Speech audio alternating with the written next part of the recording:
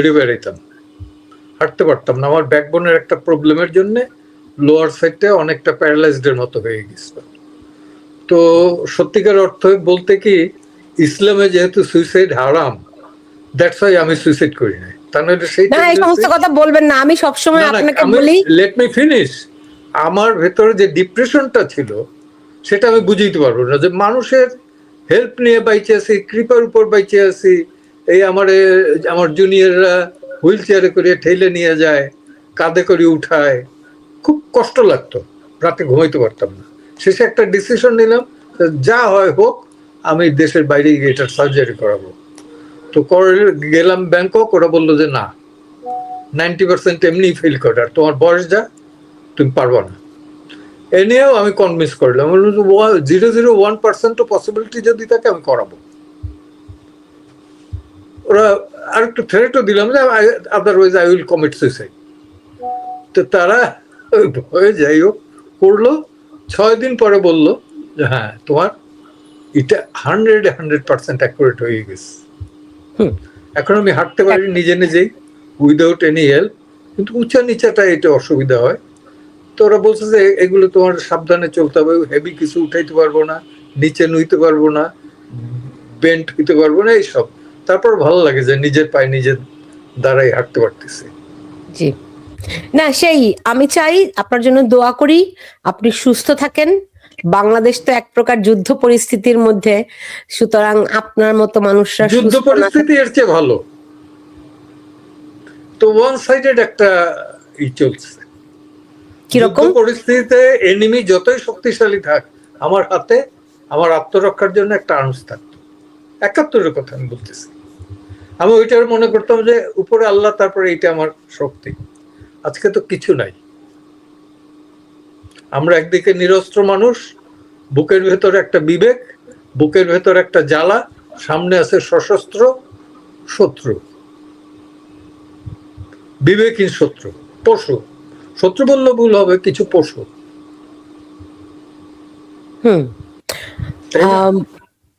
তো এরকম পরিস্থিতি কতদিন চলবে? অনেকেই তো ভেবেছিল যদি রাজনৈতিক সরকার আসে তাহলে অনেকখানি ঘটনা বদলে যাবে।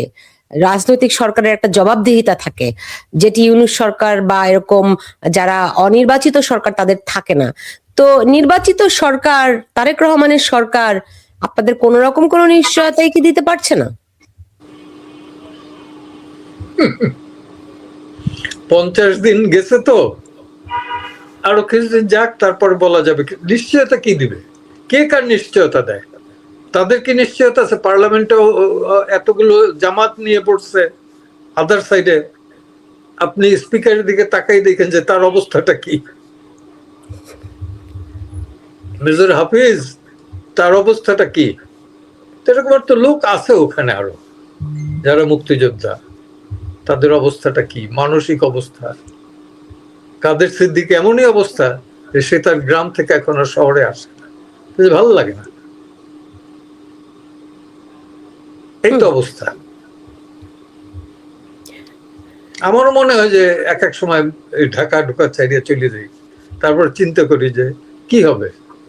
সুপ্রিম কোর্টের ভেতরে যতটুকু পারি লিগালি ফাইট দেই, কথা বলি, তবু যতটুকুই হয়। তো গ্রামে গিয়েও শান্তি নেই। আমি গ্রামের অনেকের সঙ্গে কথা বলেছি যারা গ্রামে থাকেন, বা এগুলি তো সারা দেশটায় নাই। সত্যি কথা বলতে কি, সারা দেশটায় কোথাও শান্তি নেই। ইউনূস যেটা করিয়ে গেছে সেটা একটা অশান্তি উচ্ছৃঙ্খল বাংলাদেশ করিয়ে গেছে। আজকে সাদিক কায়ুমের একটা আছে, সেটা হলো যে বলছে যে বুড়িয়াদের যুগ চলে গেছে, বলিয়ে বলছে যে মুরব্বীদের যুগ চলে গেছে, এখন জেনজিদের যুগ, এরা 50 বছর আরো চালাবে। তো বুড়িয়াদের যুগ চলে গেছে, আমি যদি বলি ছাপনাদের যুগও চলে গেছে। লুঙ্গির নিচে থেকে রাজনীতি করা, আরেক দলের ইনিয়া, এটা গুপ্তচররা করছে। গুপ্তচরের রাজনীতি তো কোনদিন আমরা করি না। পাকিস্তান আমলে প্রকাশ্যে পাকিস্তানের বিরুদ্ধে করছে। সে পাকিস্তানে বসেই, করাচিতে বসেই করছে। আমি তো ওয়েস্ট পাকিস্তান স্টুডেন্ট লীগের, ছাত্রলীগের ফাউন্ডার সেক্রেটারি, তো ওইখানে বসেই করছে, এখানে এসেও করছে। আমি ইস্ট পাকিস্তান স্টুডেন্ট লীগেরও সেন্ট্রাল কমিটির মেম্বার ছিলাম। তো লুকাইয়া আরেকজনের নিয়ে ডিসগাইজ নিয়ে যে কি করবো, সেই খাসলাত তো ছিল না। হেলমেট বাহিনী যেটা ছাত্রলীগের বলে, সেই হেলমেট বাহিনী তো এরা। আপনি গত 5 বছরের শিবিরের কমিটিটা চান না, ছাত্র শিবিরের দিবে না তারা, তাহলে তো বের হয়ে যায় কে কোথায় ছিল, তাই না? না, দিবে না। কিন্তু শিবিরের তো কমিটি ছিল। রাইট। তো এখন ধরেন বিএনপির, আপনি বলছেন মাত্র তো 50 দিন হলো, বিএনপি যেভাবে করে একের পর এক আইন পাশ করতে যাচ্ছে, আমি যতটুকু দূর থেকে বুঝতে পারছি তারা বিচার বিভাগের স্বাধীনতাটা পুরোপুরি খর্ব করবে এবং ক্ষমতা প্রলম্বিত করার জন্য আইনগত যা যা করা দরকার তারা কি সে পথেই হাঁটছে বলে আপনার মনে হয়? আচ্ছা, স্বাধীনতার একটা অর্থ বলি। আপনি আমাকে স্বাধীন করে দিলেন, খাঁচার পাখি অনেক সময় স্বাধীন করে দেয় না, সে কিন্তু উড়িয়ে যায় না। না, তাকে অন্য পাখিরা ঘুরে ঘুরে খায়। হ্যাঁ, তাই না? তো আমাদের দেশে বিচার বিভাগে যারা আছে, আমরা যদি নিজেদের স্বাধীন মনে না করি, সেই স্বাধীনতাকে প্রপারলি ব্যবহার না করি, তাহলে কাগজে পত্রের স্বাধীনতার লাভটা কি? স্বাধীনতার তো কিছু প্রিকন্ডিশন আছে। আমাকে একবার জিজ্ঞেস করছিলেন মরহুম প্রফেসর আহমদ শরীফ সাহেব, ব্যাপার না একটু বলো তো, যে ধরো 47-এ পাকিস্তান না হইয়া 37-এ পাকিস্তান হয়ে গেছে, তা আমাদের অবস্থা কি হইতো? আমি অর্থটা বুঝি না। স্যার কি হইতো, কিভাবে বলবো, তখন তো আমার জন্ম হয় না, 47ও তো হয় না। আমি না, তা ঠিক 47ও হয় না, কিন্তু 47-এর ফসল তো ভোগ করছি আমরা। যেটা হইতো, কেরানিকুলো বাঙালি থাকতো না, কোনো মুসলিম কেরানিকুলো খুঁজে পাওয়া যেত না। This is the reality. অদূর ভবিষ্যতে এটা এখনই অলরেডি শুরু হয়েছে। শ্রীলঙ্কায় দেখেন, সব প্রাইভেট স্কুল বন্ধ করে দিচ্ছে, জানেন? জানেন না? বলছে যে প্রধানমন্ত্রী থেকে শুরু করে সবার ইসের পড়তে হবে সরকারি স্কুলে, অর্থাৎ একটা শিক্ষা ব্যবস্থা রাখছে। আমার দেশে যে কত প্রকার শিক্ষা ব্যবস্থা আছে, ইংরেজির ভেতর আছে 3 প্রকার, আমেরিকান, আবার কেমব্রিজ, আর অক্সফোর্ড, আবার এই বাংলার ভেতরে আছে বাংলা, অ্যারাবিক। অ্যারাবিকের ভেতর 2টা গ্রুপ, একটা হইলো ওই কি কওমি, আর একটা হইলো আলিয়া, দেওবন্দ আর আলিয়া। তো এই চলছে। তো ত্রিমুখী একটা শিক্ষা ব্যবস্থা, কেউ পড়তেছে অ্যারাবিকে, কেউ পড়তেছে ইংরেজিতে, কেউ পড়তেছে বাংলায়, সবই বের হচ্ছে। এবং অদ্ভুত একটা বিষয় দেখবেন, আজকে না, বেশ কিছুদিন ধরে শুরু হয়েছে, 80-র দশকের পর থেকে, 90 দশক থেকে। সেটা হলো যে আগে জেলা স্কুলগুলো বা সরকারি স্কুলগুলোতে সরকারি কর্মকর্তাদের সন্তানরা পড়তো, যে কোনো সময় তার ট্রান্সফার হতো, ওখানে গিয়ে অ্যাডমিশন টেস্ট দিতে হতো না। বাট জেনারেল পাবলিকের জন্য ছিল, সাধারণ জনগণের জন্য অ্যাডমিশন টেস্ট ছিল। সরকারি কর্মকর্তার যেহেতু ওই ট্রান্সফার হয়ে যেত, তাদের আর ট্রান্সফার সার্টিফিকেট দেয় না, তারা ওই সরকারি স্কুলে পড়তো। যে কারণে আপনি দেখবেন যে জেলা স্কুলগুলোর এবং গার্লস স্কুলগুলোর মফস্বলের একটা মেধার কম্পিটিশন ছিল। আমি যে স্কুলে পড়ছি, জেলা স্কুল, অসংখ্যবার সেই স্কুল থেকে ফার্স্ট হয়েছে। আমি নাম বলতে পারি, তারা উপমহাদেশের বিখ্যাত বিখ্যাত ব্যক্তি হয়েছেন এক একজন। এমনকি জাস্টিস ইব্রাহিমও জেলা স্কুলের ছাত্র, শেরে বাংলা একে ফজলুল হক জেলা স্কুলের ছাত্র, আমার দাদা তো বটেই, তারপর আমার বাবাও, আমিও। তো এই যে এটা হয়েছে কেন? সরকারি ওই ডিসি এসপি, তখন তো ডিসি ছিল না, ডিএম, ডিস্ট্রিক্ট ম্যাজিস্ট্রেট, এসপি এবং জেলা জজ, এদের ছেলে মেয়েরা পড়তো। এখন দেখবেন এদের এই সরকারি কর্মকর্তা, সে উপর লেভেলের হোক আর নিচের লেভেলের হোক, সে তার ফ্যামিলি রাখে ঢাকায়। সে তো অনেক বছর ধরে পান্না ভাই, এটা তো শুধু এখন না, আমার মনে হয় গত দুই দশক, আমি তো বললাম 90-র দশক থেকে শুরু হয়েছে। এক্স্যাক্টলি 90। ফলে এটা তো একদিনের সংকটও নয়, কিন্তু এখন ধীরে ধীরে যে নানান রকম সংকট পুঞ্জীভূত হয়েছে, আমি তো এখন বাংলাদেশের দিকে তাকালে দেখি খালি নাই নাই নাইয়ের দেশ। তেল নাই, গ্যাস নাই, টিকা নাই, খাবার নাই, কত নাইয়ের কথা বলবো, ব্যবসা নাই, চাকরি নাই, তো এত নাই, হ্যাঁ হামের টিকা নাই, রাইট, জীবনেরও কোনো নিরাপত্তা নাই। তো এত নাই নাই নাইয়ের মধ্য নিয়ে তো বিএনপি সরকার আর কতদিন মানুষকে বুঝাবে যে এই মাত্র কদিন তো হলো আমরা? আপনার কাছে কি মনে হচ্ছে? আমার কাছে মনে হচ্ছে যে আমি যেটা মনে করি যে আমার কাছে প্রিন্সিপাল এনিমি হলো জামাত, সেকেন্ডারি হলো বিএনপি।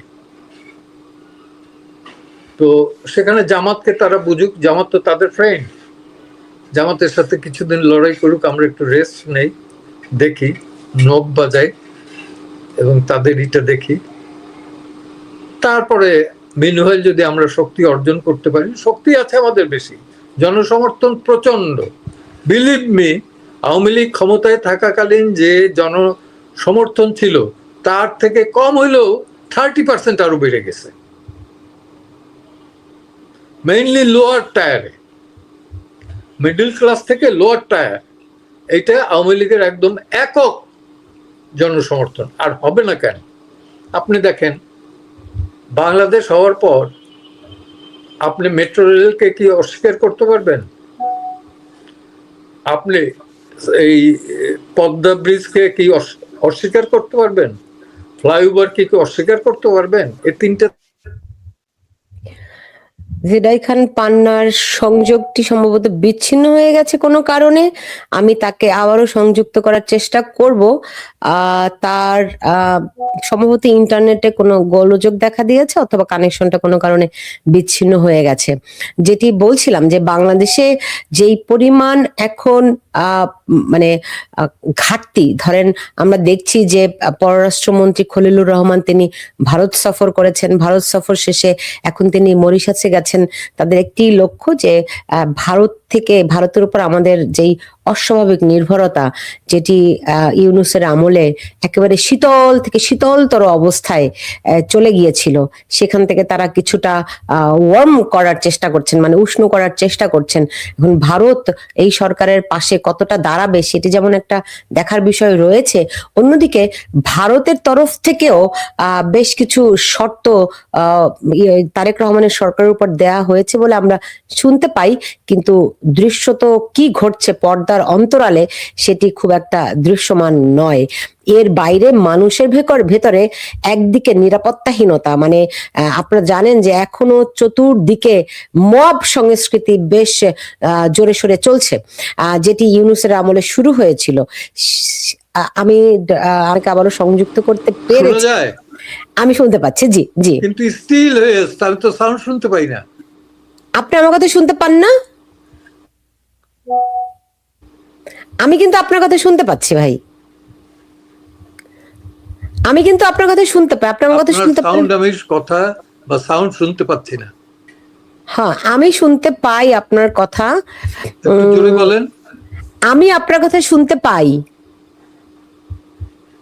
ওকে, আপনি আবার মানে ইয়ে করেন, লগ আউট করেন, দেন আবার ইন করেন, অথবা আপনার ডিভাইসটা রিস্টার্ট দেন।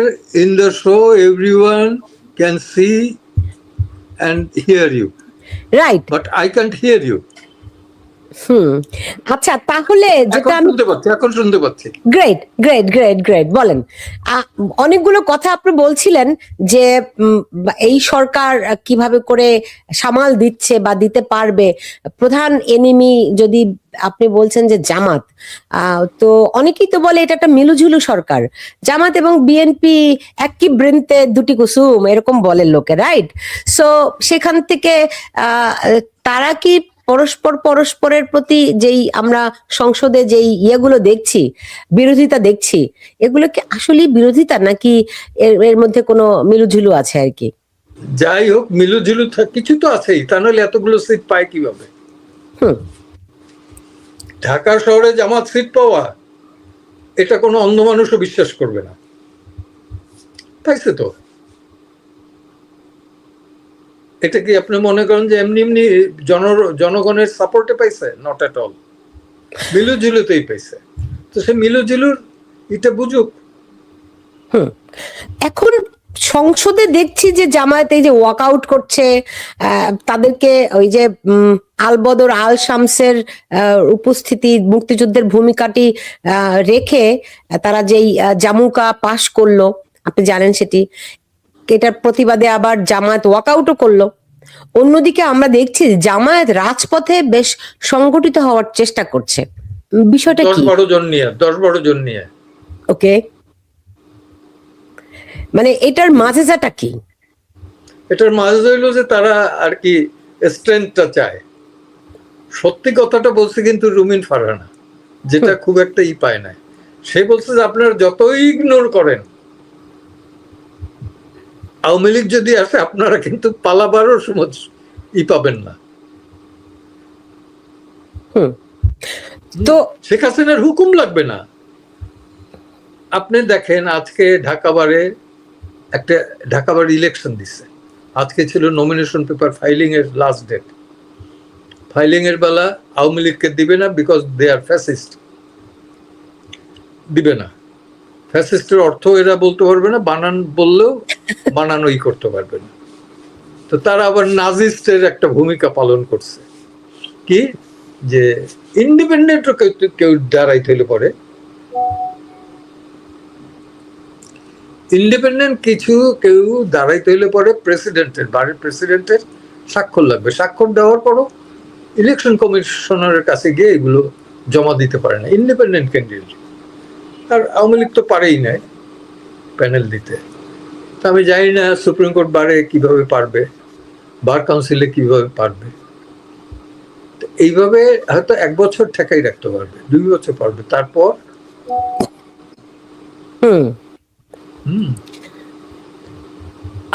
এইখানে একজন দর্শক একটা প্রশ্ন করেছেন যে আওয়ামী লীগ নিষিদ্ধের বিরুদ্ধে আপনি কি আইনি লড়াই করবেন? এটা স্থানকাল পাত্র ভেদে। স্থান যদি আমি বুঝি, স্থান তো বুঝতে হবে যে আমি বিচার পাবো কি পাবো না, করে তো লাভ নাই। তাই অ্যাবসলিউট করে যে না রাইট করছে, এই অর্ডার যদি হয় তাহলে তো আমার লাভ নাই।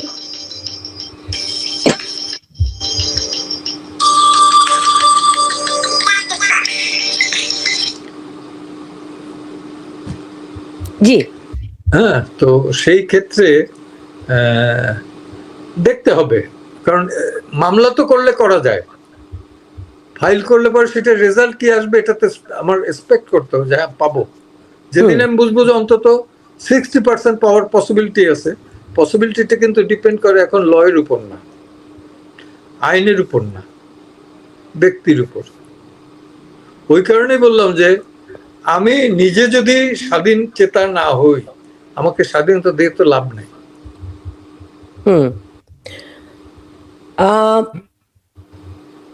সেজন্য তো তারা একদম প্রথমে এসেই বিচারকদেরকে মানে সরিয়ে দিল, রাইট? সেটা তো আমরা বুঝতে পারছি, বিচার বিভাগ সম্পূর্ণই তাদের নিয়ন্ত্রণে। তো এমন একজনও কি নাই যিনি সত্যের পক্ষে দাঁড়াতে পারেন? এরকম সেরকম কনফিডেন্স তো আপনারা নিশ্চয়ই পাচ্ছেন না বলেই মানে মামলা করছেন। কনফিডেন্স পাচ্ছি না কোথায়? আদালতে। 26 জন না 28 জন লোয়ার কোর্টের জাজকে শোকজ করছে। এখান থেকে 12 জনের জাজদের লিস্ট তৈরি করে পাঠাই দেওয়া হয়েছে, এদের বাদ দেয়।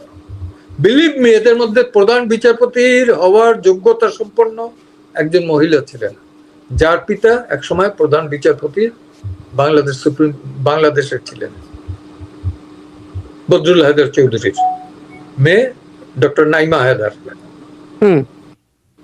এরকম অনেক, ডক্টর কাজী রেজাউল হক, তারপরে মামুনুর রহমান, তারপরে আরো কে, অসংখ্য।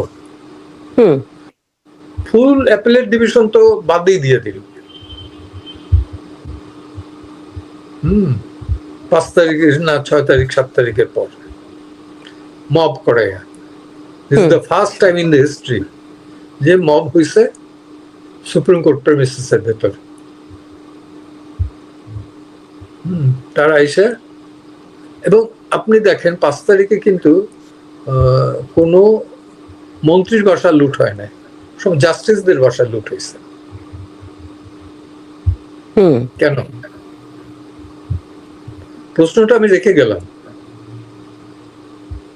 তাদের নিরাপত্তার জন্য তো তাদের নিরাপত্তা রক্ষী যারা, তারাও ভাগছে। পাশাপাশি আরেকটা দেখাই, এই মবকারীরা যখন গোপালগঞ্জে গেছে, গোপালগঞ্জে গিয়ে হত্যাকাণ্ড চালালো, তাদের রক্ষা করার জন্য, জনরোষ থেকে রক্ষা করার জন্য কিন্তু সেনাবাহিনীর কনভয় গিয়ে হাজির, এবং সেখানে করে তারা চলে আসছে। তো কতদিন কনভয়ের ভিতরে লুকাই থাকতে পারবে? হয়তো আমাকে হত্যা করতে পারবে, আমার মতো আরো 10 জন 20 জন 100 জনকে হত্যা করতে পারবে, কিন্তু নট দ্য 18 crore পিপল। তাই না? এটা তো প্রমাণিত সত্য। তো এখন ধরেন আওয়ামী লীগকে নিষিদ্ধ করেছে, তো আপনি তো জানেনই যে আপনি নিজেই বলছিলেন যে সমর্থক গোষ্ঠী বিপুল, 30% সমর্থক, কমসে কম আওয়ামী লীগ ক্ষমতা থাকার চেয়ে এখন তার চেয়েও 30% জনপ্রিয়তা বেশি। তাহলে তাদের নেতা কর্মী কত আছে, এটা তো আমরা অনুমানই করতে পারি। সো এই আইন প্রয়োগ করে, এই যে সন্ত্রাস দমন, সন্ত্রাস বিরোধী আইনে আওয়ামী লীগকে নিষিদ্ধ করলো, 4 বছর থেকে 14 বছর শাস্তির বিধান রাখলো, তো এটি করে তারা কত কর্মীকে, কতজনকে কারাগারে পাঠাবে? এত কারাগার কি আছে নাকি বাংলাদেশে? কারাগার ওভারফ্লো হইতেছে এখন। দেখেন না, মারা যাচ্ছে।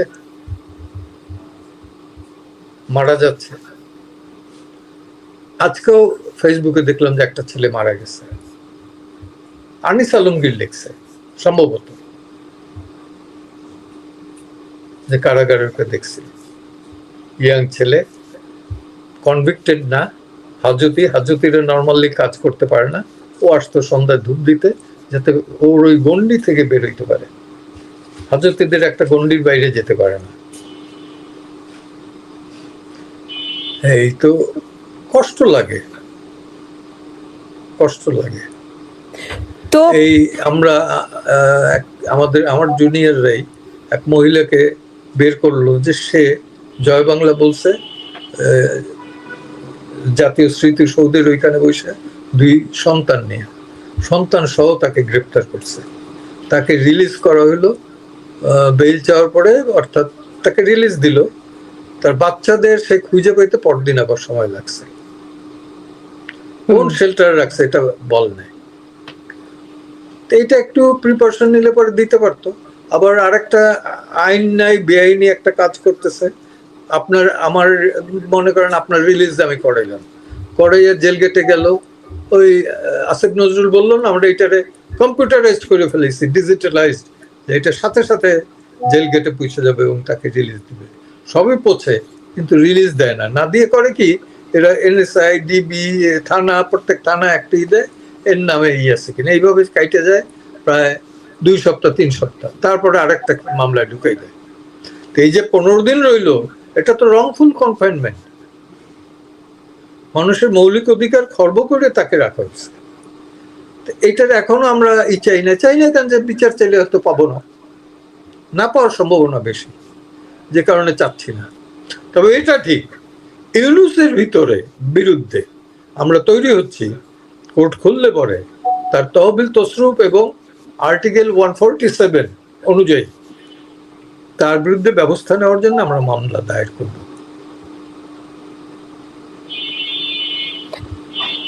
আত্মসাৎ, ক্ষমতার অপব্যবহার, সব কিছুর জন্য তার বিরুদ্ধে মামলা দায়ের হবে। ডক্টর ইউনূস যে জাপানে গিয়েছিলেন তারপরে আর ফিরেছেন? কে তার খোঁজ রাখে? এসবি খোঁজ রাখতে পারে, তার লোকজন খোঁজ রাখতে পারে। হুম, আমার দরকার পড়ে না, সে ক্ষমতায় থাকতেও আমি দরকার করে নাই, না থাকতেও দরকার করে নাই।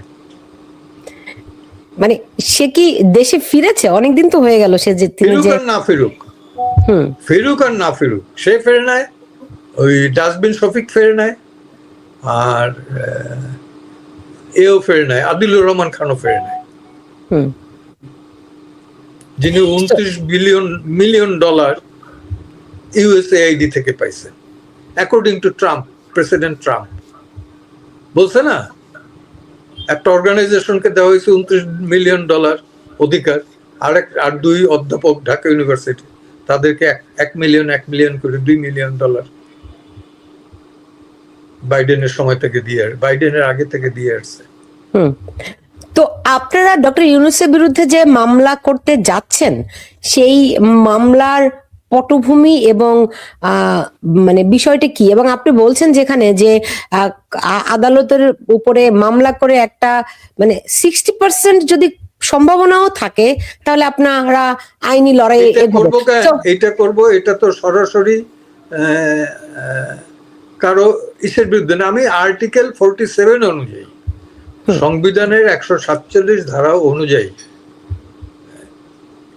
ক্ষমতার যে অপব্যবহার, অর্থাৎ প্রেসিডেন্ট হিসাবে কিন্তু তিনি পরবর্তীতে একটা এজেন্সি নিতে পারেন না, পেট্রোল পাম্পের এজেন্সি নিতে পারেন না, ওকে, আবার ওই মাছের আরো তো বানাইতে পারেন না ওই চেয়ারে বসে। এরা তো তাই করছেন। উনি ফার্স্ট করলেন ওনার ভ্যাট মাপ, তারপরে গ্রামীণ ফোনের 6 বছরের ট্যাক্স মাপ, গ্রামীণ ব্যাংকের ট্যাক্স মাপ, তারপরে কি কি কি কি করলেন না, পাওনা দেওনা সব নিয়ে নিলেন। আবার কত বিঘা, 200 বিঘা না 200 একর জমি নিলেন গ্রামীণ বিশ্ববিদ্যালয়ের জন্য। আবার উনি ম্যান পাওয়ারের ব্যবসাও শুরু করছিলেন জাপানের সাথে, মানব পাচারের যে ব্যবসা, আমরা তো আদম ব্যাপার বলি, সেই আদম ব্যাপারের ব্যবসা উনি ধরছিলেন। এই তো সব। জি, তো বুঝলাম, কিন্তু মানে অনেকেই তো অভিযোগ করছেন যে তারেক রহমানের সরকার হচ্ছে ডক্টর ইউনূসের সরকারের এক্সটেনশন।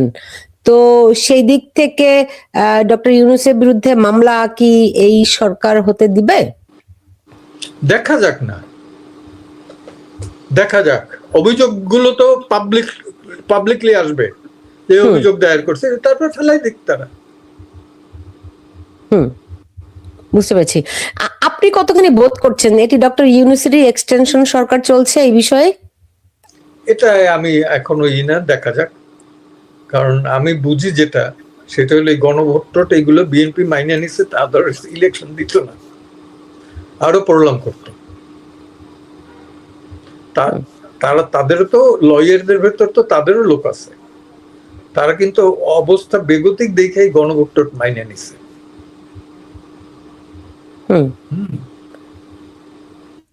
তিনি যুক্ত হলে আমি সে প্রশ্ন দুটি করব। এর মধ্যে একটি বিষয় আছে হচ্ছে গিয়ে যে বিএনপি নির্বাচনের আগে তাদের অনেক নেতাই প্রকাশ্য আওয়ামী লীগের সমর্থকদের ভোট চেয়েছিলেন। মূলত দুটি কারণ ছিল সেই ভোট চাওয়ার। এক হচ্ছে গিয়ে জামাতের হাত থেকে দেশকে রক্ষা করা, আরেকটি হচ্ছে গিয়ে আপনার যাতে করে মানে মুক্তিযুদ্ধকে ধারণ করা যায়। আওয়ামী লীগের সমর্থকদের কাছ থেকে তারা এই মানে এই বলেই ভোটটি চেয়েছিলেন। এবং আরেকটি বিষয় ছিল যে যাতে করে আওয়ামী লীগ রাজনীতিতে ফিরতে পারে। কিন্তু বিএনপি তো ঠিক করেছে ঠিক উল্টো ঘটনা। তারা ঠিক বিএনপিকে, আওয়ামী লীগকে নিষিদ্ধ করে এরই মধ্যে আইন পাশ করেছে। সেই আইন এরই মধ্যে প্রয়োগ করাও শুরু হয়ে গেছে, যেটি ডক্টর ইউনূস তিনি নিষেধাজ্ঞা কার্যক্রমের উপর যেই নিষেধাজ্ঞা রেখে দিয়েছিলেন সেটি এরই মধ্যে সংসদে পাশ হয়েছে, আওয়ামী লীগ নিষিদ্ধ হয়ে গেছে। ফলে আসলে বিএনপির বিরুদ্ধে একটা বড় অভিযোগ হচ্ছে তারা কথা দিয়ে কথা রাখে না। এটি আরো একবার প্রমাণিত হলো। তো জেরাই খান পান্না, আপনাকে আমি আবার দেখতে পাচ্ছি। জি, আমি আবার ঘুরে গিয়ে আবার জয়েন করছে। টেকনোলজি অনেক সময় বিট্রে করে। যাই হোক, আমি প্রশ্ন রেখেছি আপনার কাছে যে বিএনপি তো জনগণের কাছে বা আওয়ামী লীগ সমর্থকদের কাছে ভোট চেয়েছিল নির্বাচনের আগে, ফলে এখন তারা যে এই পোলটিটি দিল, তারা যে বিট্রেটি করলো, এটি তারা কোন ওই গোষ্ঠী যারা ভেবেছিল আসলে বিএনপি আসলেই ভালো হয়ে যাবে কোট আনকোট, সেই গোষ্ঠীটি কি মনে করছে এখন? এইটা তো আর আমি বলতে পারি না। মানে পালস তো আপনি কিছু হলো বুঝেন। আমি বুঝি, আমার নিজের পালসে আমি বুঝতে পারি না। আচ্ছা, ৭১-এ তো এত ১ কোটি মানুষ গেছে, তারপর লড়াই চলছে। ১৫ই আগস্ট বঙ্গবন্ধুর সপরিবারে নিহত হয়েছে, 2 কন্যা দেশের বাইরে ছিল দেখা এই হত্যাকাণ্ডের হাত থেকে বেঁচে গেছে। ৭-৮ বছরের রাসেলও বাঁচে নাই। তারপরে কিন্তু মানুষ এরকমের হয় নাই। এখন কিন্তু আওয়ামী লীগ হতবিহ্বল। এই নানককে 15ই আগস্টের পর আমি দেখছি যে ঢাকা বিশ্ববিদ্যালয়ে কাঁপাই বেড়াইছে, মারা গেছে ক্ষম জাহাঙ্গীর, কাঁপাই বেড়াইছে। আজকে তারা সেখানে নাই।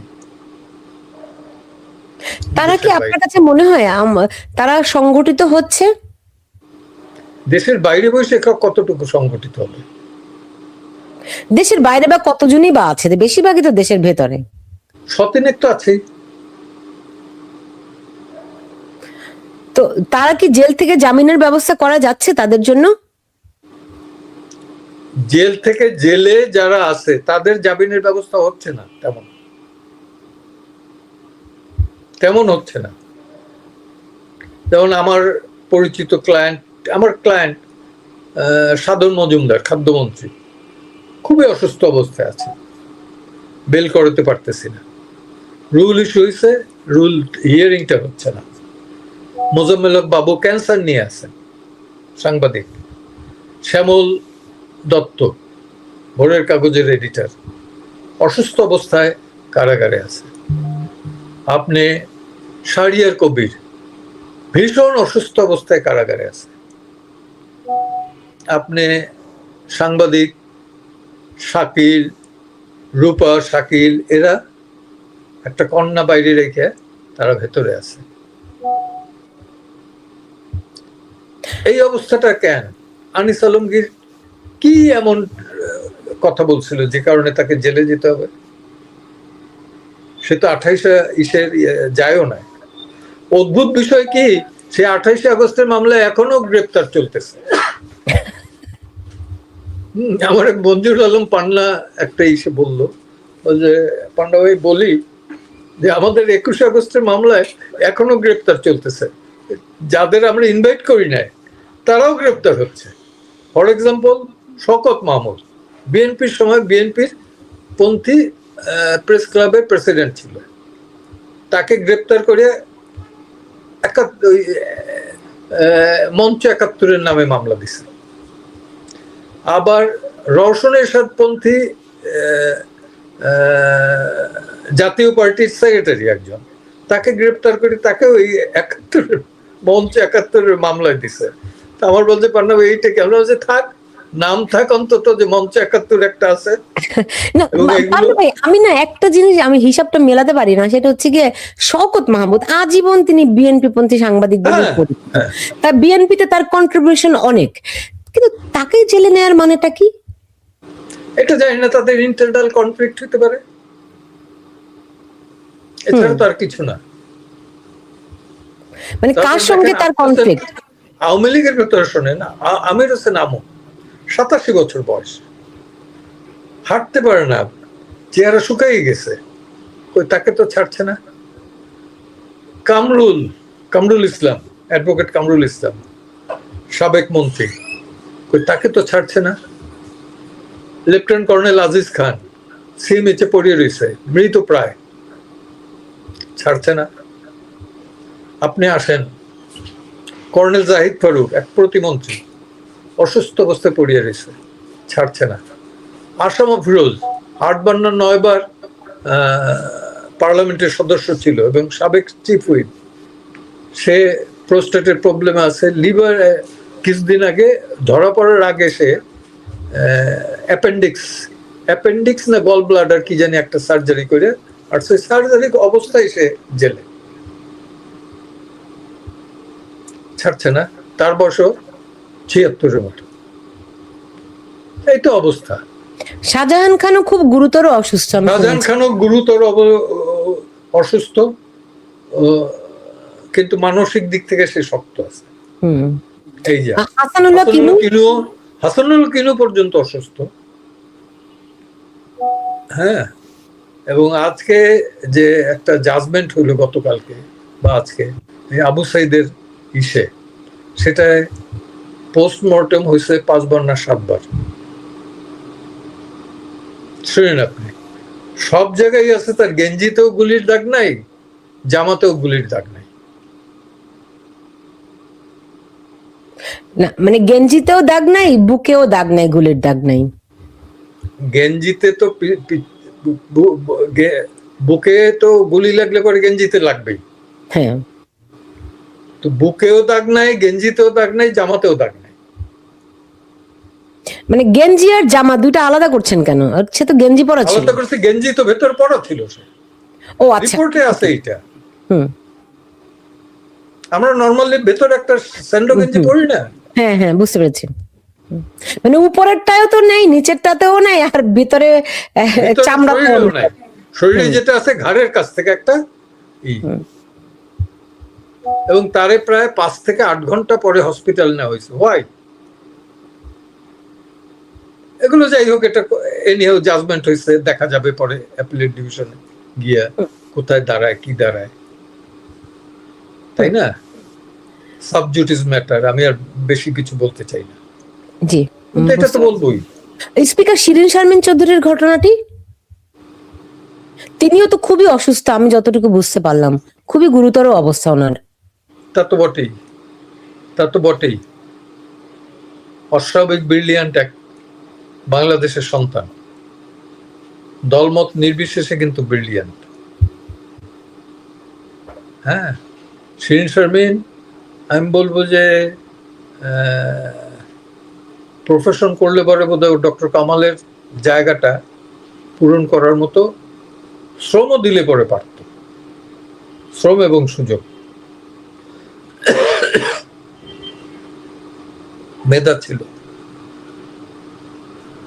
তার তো অবস্থা দেখছেন, ধাক্কাইয়া সিঁড়ি দিয়ে পড়ে গেছে ওই শরীর নিয়ে। আমি মাঝে চিন্তা করি যে আসলে হাড়গোড় ভাঙছে কি হয় না। তো ওনাকে কি এখন মেডিকেলে পাঠিয়েছেন বা চিকিৎসা চলছে? শেষ সুযোগ সময় পর্যন্ত আমি জানি মেডিকেলে পাঠায়, তবে ডিভিশন দিচ্ছে। ওকে, তারাও ডিভিশন দেওয়া নিয়ে ওখানে অনেক চিল্লাচিল্লি করতে গেছে, বিষয়গুলো বুঝে নিয়ে আনে। পাকিস্তান আমল থেকে এই পর্যন্ত কোন স্পিকার কিন্তু গ্রেপ্তার হয় না, কারণ স্পিকারের ওই পোস্টটা সে যদি রিজাইনও করে, পরবর্তী স্পিকারের পার্লামেন্টের শপথটা সে দেওয়া হবে। সে না থাকলে পরে ডেপুটি স্পিকার। আরেকটা দুর্ঘটনা আমাদের আছে, পূর্ব পাকিস্তান পার্লামেন্টে কিন্তু এক ডেপুটি স্পিকারে হত্যা করা হয়েছিল পার্লামেন্টের ভেতরে। সে তো আপনার 50-এর দশকে, 50-এর দশকে। এই ওইটার কজেই আবার আইয়ুব খান মার্শাল দিয়ে দিয়ে আসে, রাইট। ওই নাজিমউদ্দিনের সময়ে, ইস্কান্দার মির্জা, ওকে, ইস্কান্দার মির্জা। তো মানে অন্যায় অবিচার জমতে জমতে জমতে জমতে কখন এটি কিভাবে ট্রিগার্ড হয়ে যায়, অবিচার বিস্ফোরিত হয়ে ওঠে, সেটি কি সামাল দিতে পারবে বিএনপি? এটা বিএনপির অ্যাবিলিটির উপর। বিএনপি যদি চিন্তা করে যে অন্যায় দমন করতে পারবে, এটা ঠিক যে আগের চেয়ে চিন্তে এগুলো কমছে। সেদিন দুইটা তো দিক দেখলাম আছে। একজন বিদেশিকে মব করা হচ্ছে। হ্যাঁ হ্যাঁ, তো কি তো নতুন নতুন কিছু না।